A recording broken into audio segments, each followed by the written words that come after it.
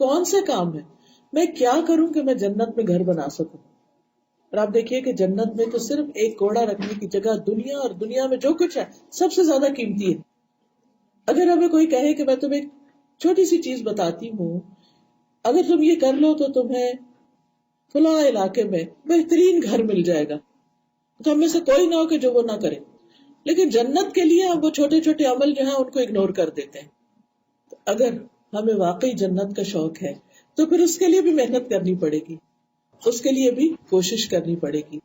اور ان کوششوں میں بھی آپ دیکھیں کہ ہماری کوششیں بعض اوقات کسی کام کے کرنے کی ہوتی، اور بعض اوقات کوئی کام چھوڑ کر انسان جنت میں پہنچ سکتا ہے.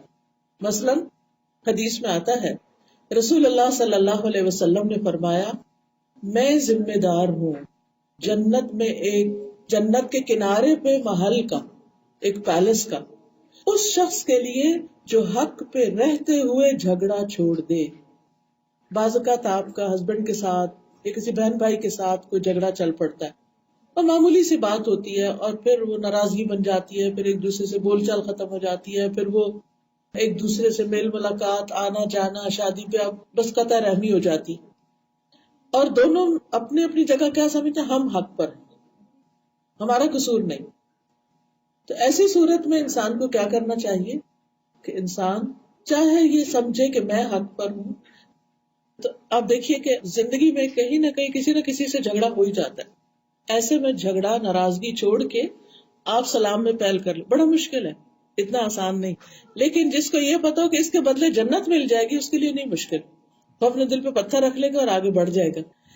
پھر آپ نے فرمایا اور جنت کے درمیان میں، سینٹر میں ایک پیلس اس کے لیے جو مذاق میں بھی جھوٹ چھوڑ دے، جھوٹ بولنا چھوڑ دے مذاق میں بھی.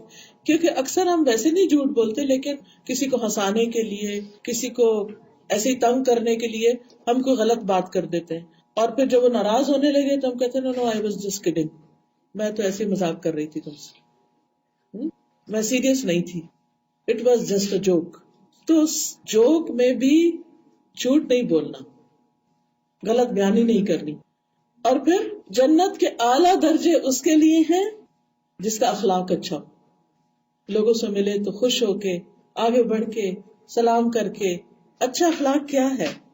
دوسروں کو اپنی ذات پر ترجیح دینا، دوسروں کو آگے رکھنا، اپنے آپ کو پیچھے کر لینا، خود بھوکا رہ کر کسی کو کھلانا، دوسروں کی ضرورت کا خیال رکھنا. اور اب تو حالات یہ ہے کہ بھوکا رہ کے کھلانا کیا، خود کھا بھی رہے ہیں تو کسی کو آفر نہیں کرتے. ہماری نئی نسل تو اب اس طرح آگے آ رہی ہے. اگر واقعی ہم جنت میں جانا چاہتے ہیں تو اس کے لیے ہمیں اپنا اخلاق اچھا بنانا ہوگا، لڑائی جھگڑا چھوڑنا ہوگا. اسی طرح جنت میں لے جانے والے کاموں میں سے نبی صلی اللہ علیہ وسلم نے فرمایا کہ بے شک جنت میں ایسے بالا خانے، اتنی بلند محلات ہیں کہ اس کے باہر والے حصے کو اس کے اندر سے دیکھ سکیں گے، یعنی جیسے گلاس کے بنے ہوئے، اور اس کے اندر والے حصے کو باہر سے بھی دیکھ سکیں گے. اللہ نے انہیں ایسے انسان کے لیے تیار کیا ہے جو لوگوں کو کھانا کھلائے اور سلام عام کرے اور رات کو نماز پڑھے جب لوگ سو رہے. اسی طرح آپ دیکھیے کہ تکلیف کے موقع پر الحمدللہ کہنا. جب ہمیں کوئی نعمت ملتی ہے، مثلا ہم کھانا کھاتے ہیں، پانی پیتے ہیں، تو ہم کہتے ہیں الحمدللہ. لیکن بعض اوقات کوئی چیز ہم سے چلی جاتی ہے، اس وقت ہم پھر اللہ سے راضی ہوں، اللہ کا شکر ادا کریں. تو ایسے شخص کے لیے بھی جنت میں گھر کی بشارت ہے. رسول اللہ صلی اللہ علیہ وسلم نے فرمایا جب کسی شخص کا بچہ فوت ہو جاتا ہے تو اللہ تعالیٰ فرشتوں سے کہتے ہیں کیا تم نے میرے بندے کے بیٹے کی روح قبض کر لی، جس کو فوت کر دیا؟ وہ عرض کرتے ہیں جی ہاں. اللہ تعالیٰ فرماتے ہیں تم نے اس کے جگر کا ٹکڑا لے لیا؟ وہ عرض کرتے ہیں جی ہاں. پھر اللہ تعالیٰ پوچھتے ہیں میرے بندے نے کیا کہا، یعنی جب تم نے اس کے بچے کو لے لیا تو کیا کہہ رہا تھا؟ فرشتے عرض کرتے ہیں اس نے تیری تعریف کی اور انا للہ و انا الیہ راجعون پڑھا، یعنی الحمدللہ کہا اور انا للہ پڑھا. اللہ تعالیٰ فرماتے ہیں میرے اس بندے کے لیے جنت میں ایک گھر بناؤ اور اس کا نام بیت الحمد رکھو. اس نے الحمد کہی، اس کے گھر کا نام بھی بیت الحمد بنا دو. کتنا بڑا ریوارڈ. اب دیکھیے کہ یہ دکھ اور غم تو زندگی میں آتے ہی رہتے ہیں. ان دکھوں کے وقت اللہ سے ناراض نہ ہونا، اللہ کے فیصلوں پہ راضی ہو جانا، اور اس وقت بھی شکر ادا کرنا کہ اللہ تو نے بہت نعمتیں دی ہیں، میں پھر بھی راضی، میں تیری شکر گزار بندی. تو یہ شکر کرنا جو ہے یہ اللہ تعالیٰ کو بے حد پسند ہے، اور ایسی صورت میں بندہ جو ہے اللہ کا پسندیدہ ہوتا ہے. اور جنت میں یاد رکھیں وہی لوگ جائیں گے جو اللہ کے پیارے ہیں، اللہ کو پسند ہے، اللہ کے محبوب ہیں. تو ان کاموں کی فکر کرنی چاہیے کہ جن سے اللہ تعالیٰ محبت کرتا ہے. پھر اسی طرح لا حول ولا قوت الا باللہ کا ورد ذکر. ابو ہریرہ کہتے ہیں کہ نبی صلی اللہ علیہ وسلم نے فرمایا، کیا میں تمہیں جنت کے خزانوں میں سے کسی خزانے کا نہ بتاؤں؟ میں نے عرض کیا کیوں نہیں؟ فرمایا لا حول ولا قوت الا باللہ کہا کرو. کہتے ہیں کہ میں سمجھتا ہوں کہ آپ نے یہ بھی فرمایا.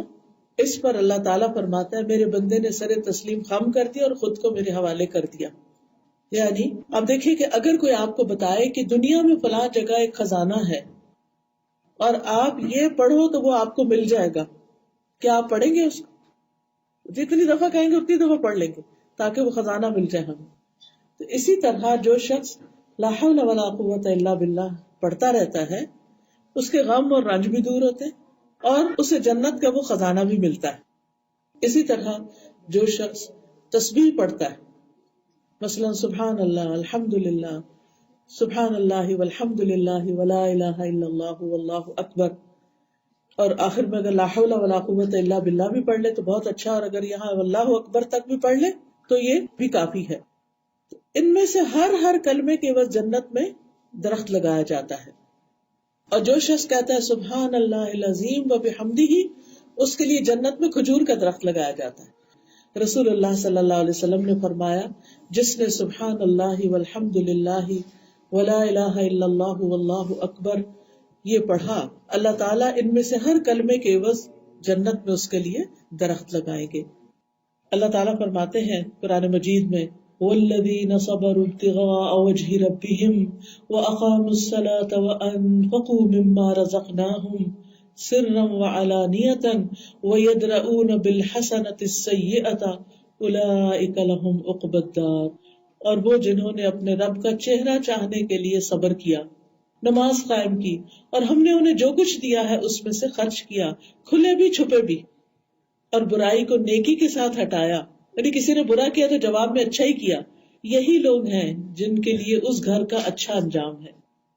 نبی صلی اللہ علیہ وسلم نے فرمایا، جس نے کسی مسلمان سے دنیا کے دکھوں میں سے ایک دکھ دور کیا، اللہ تعالیٰ اس سے قیامت کے دکھوں میں سے ایک دکھ دور کر دے گا. اور ایک اور حدیث میں آتا ہے، ایک مسلمان دوسرے مسلمان کا بھائی ہے، وہ اس میں ظلم نہیں کرتا نہ ظلم ہونے دیتا ہے. جو شخص اپنے بھائی کی ضرورت پوری کرنے میں لگ جاتا ہے، اللہ اس کی ضرورت پوری کرنے میں لگ جاتا ہے. آپ کسی کے کام آئے، آپ کسی کی مدد کریں، اللہ آپ کی مدد کرے گا. صحابہ کہتے ہیں کہ نبی صلی اللہ علیہ وسلم ہمیں صدقے کا حکم دیتے، اور ہم میں سے کچھ لوگوں کے پاس کوئی چیز ہوتی نہیں تھی دینے کے لیے، کچھ بھی نہیں تھا دینے کو، کریں کیا؟ تو وہ بازار جاتے، اپنی پیٹھ پہ کوئی چیز اٹھاتے، مزدوری کرتے، اور ایک مد لے کر آتے، اور وہ رسول اللہ صلی اللہ علیہ وسلم کو دے دیتے، یعنی صدقہ کر دیتے. وہ کہتے ہیں بے شک میں آج ایک شخص کو جانتا ہوں، اس کے پاس اب 1,00,000 ہے، یعنی درہم، مگر ان دنوں اس کے پاس 1 درہم بھی نہیں ہوتا تھا. تو وہ اس صدقے کی بدولت اللہ نے ایسی برکت ڈالی کہ آج لاکھوں ہے اس کے پاس. تو صدقہ صرف وہ نہیں کرتا جو امیر ہوتا ہے، صدقہ وہ بھی کرے جو غریب ہے، جس کے پاس کچھ نہیں، بہت تھوڑا ہے، اس میں سے ہی تھوڑا سا دے دے. کیونکہ اللہ تعالیٰ ہر روز 2 فرشتے مقرر کرتے اور وہ دعا کرتے ہیں، اللہ دینے والے کو اور دے، دینے والے کو اور دے. جو کھڑے ہو کے بس یہی دعا کرتے رہتے ہیں ہر روز، اللہ دینے والے کو اور دے اور نہ دینے والے کا پہلا بھی ضائع کر دے. تو وہاں سے بے برکتی ہو جاتی. ایک آدمی نبی صلی اللہ علیہ وسلم کے پاس آیا، کہنے لگا اللہ کے رسول مجھے کچھ بتائیے اور مجھے کوئی مختصر سی نصیحت کر دیجیے. آپ نے فرمایا جب تم اپنی نماز کے لیے کھڑے ہو تو ایسی نماز پڑھو گو دنیا سے جا رہے، اور کوئی ایسی بات منہ سے نہ نکالو جس کے بارے میں معذرت کرنی پڑے، اور لوگوں کے پاس جو کچھ ہے اس سے مایوس ہو جاؤ، ان پہ توجہ نہ کرو.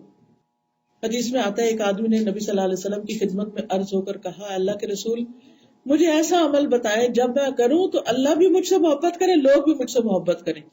آپ نے فرمایا دنیا سے بے رغبت ہو جاؤ تو اللہ محبت کرے گا، اور لوگوں کے پاس جو کچھ ہے اس سے بے نیاز ہو جاؤ. لوگوں کے مال، لوگوں کی چیزوں پہ نظر نہ رکھو، لوگ تم سے محبت کریں گے. کیونکہ لالچی آدمی جو ہوتا ہے نا، اس سے کوئی محبت نہیں کرتا. اسی طرح اگر انسان چاہتا ہے کہ اللہ تعالیٰ اس سے محبت کرے تو اس کے لیے ضروری ہے کہ انسان احسان کرے دوسروں پر، نبی صلی اللہ علیہ وسلم کا اتباع کرے، کاموں کو خوبصورتی کے ساتھ کرے، اللہ کی خاطر بندوں سے محبت کرے، یعنی اللہ سے اجر پانے کے لیے دعاؤں میں آہوزاری کریں، خوب خوب دعائیں کریں. پھر اسی طرح بعض لوگ سوال کرتے ہیں کہ ہم کیا کام کریں کہ اللہ کا قرب پائیں، مقربین میں شامل ہو جائیں. تو اس کا نسخہ ہے سجدوں کی کثرت، فرائض کے علاوہ نوافل کا بھی اہتمام، خصوصاً تہجد کا، رات کے آخری حصے میں ذکر اور کثرت سے صدقہ خیرات. پھر اسی طرح اگر انسان یہ چاہتا ہے کہ انسان اللہ کی نگاہ میں ہو، اللہ تعالیٰ اس سے راضی ہو جائے، تو اس کے لیے بھی ضروری ہے کہ پھر انسان کثرت سے اللہ کو یاد کرے. فَاذْكُرُونِي أَذْكُرْكُمْ، تم مجھے یاد کرو میں تمہیں یاد کروں گا.